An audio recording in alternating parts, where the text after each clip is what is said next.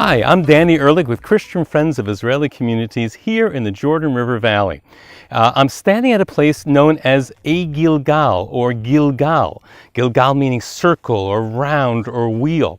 And the reason this is called that, we have it mentioned in the Bible in a number of places, and we're pretty sure there's more than one place called Gilgal because we get them at different ports here in the Jordan River Valley. But behind me, we can see a circle of stones that makes almost a processional way. And if you look at the cliff face behind me, I don't know if you can see it, it's almost bleachers. And we can actually, when we look at it from above, we get a sense of a circular path that people could walk in procession. Other people could be sitting on the cliff face and watching the people in procession. And then at the end, towards the end of one end of the circle here, we have a small stone structure, which you can see behind me, which is an altar. And they find their bones of hundreds and hundreds of animals from thousands of years ago, the time of Joshua, over 3,000 years ago. All the animals, the bones they find are kosher animals. We know this is an Israelite site. And it takes us to an amazing chapter in Joshua, chapter 22. And it tells a story. Remember, after the conquest of the land of Canaan, as God promised, 2.5 tribes, which are the tribe of Reuben, Gad, and half of Manasseh, are going to return to their homes on the other side, on the eastern bank of the Jordan River.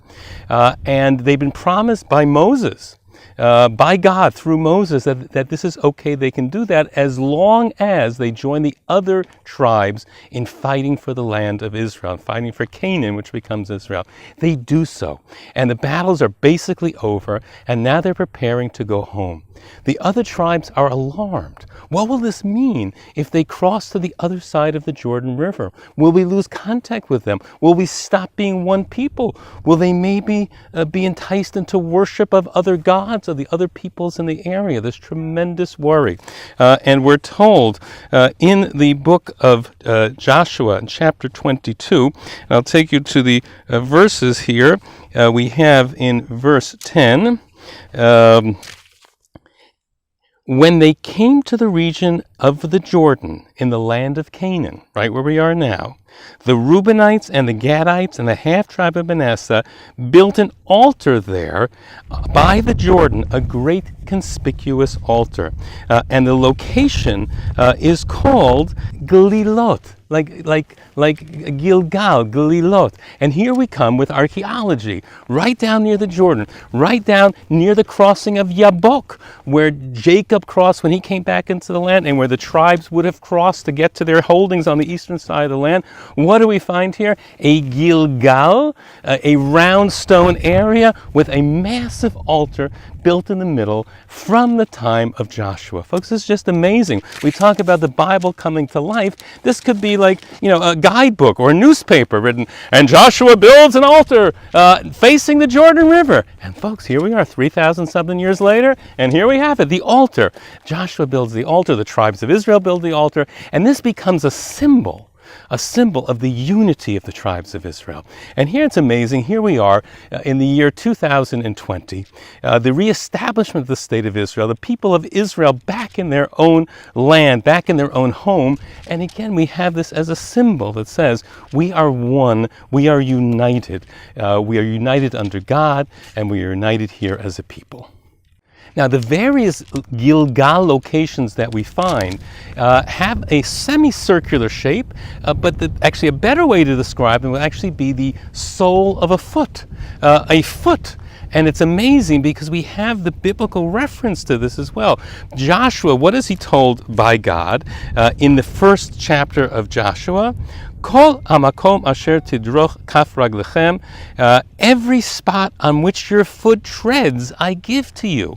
And Abraham has promised the same thing. And of course, the festivals that God commands, the pilgrim festivals, are in Hebrew are shalosh rigalim, legs. We walk to them. So the processional walking seems to be something very, very important. We have it over and over again in the Bible, in the Tanakh, and we find it right here in the shape here.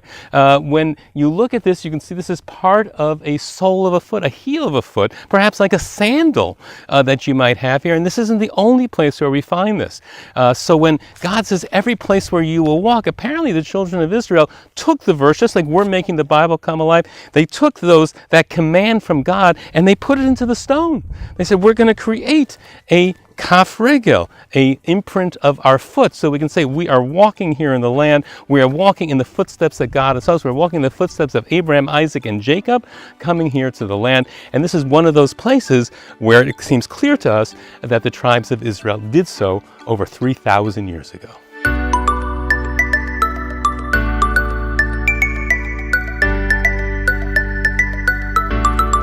Hi, this is Sandra Osterbaris from Christian Friends of Israeli Communities, and we're here in the community of Argaman. Argaman is located right near, it's the closest community to that amazing Gilgal site, the site that has the shape of the footprint. So we know that this is one of the early areas of settlement when Joshua brought the children of Israel into the land. Well, if we fast forward and we go back to 1969, this is the second Jewish community that is established here in this area in Jordan Valley right after the Six-Day War. The first community just to the north of us is Mecholah, and this is Argaman, the second community to be established. Today there are 40 families living in Argaman.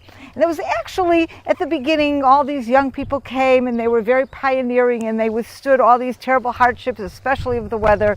And they built a lovely community with agriculture, hot houses, date palms, all sorts of things.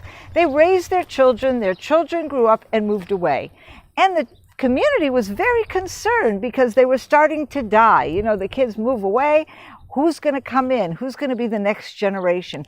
And then gradually over the years, as their children got married, many of them decided to return to the community where they had grown up and raise their children here. Now, Christian Friends of Israeli Communities, we have been involved with Argaman for a long time, helping them in all sorts of things. And one of our most recent projects was really something that to me represents this connection between the older pioneering generation and the new generation. The seniors of this community got together with the children, and they did this whole arts and crafts project to beautify the entrance to the community. And so this is something that we help buy the supplies for, and they did this and they made it really beautiful. And we'll also see the sign that they put up, a brand new sign that says in Hebrew the name Argaman.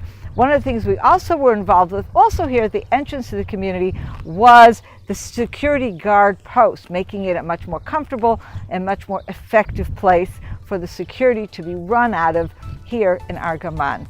Love to bring you and visit here on your own when you next come to Israel. Have a wonderful day and see you soon.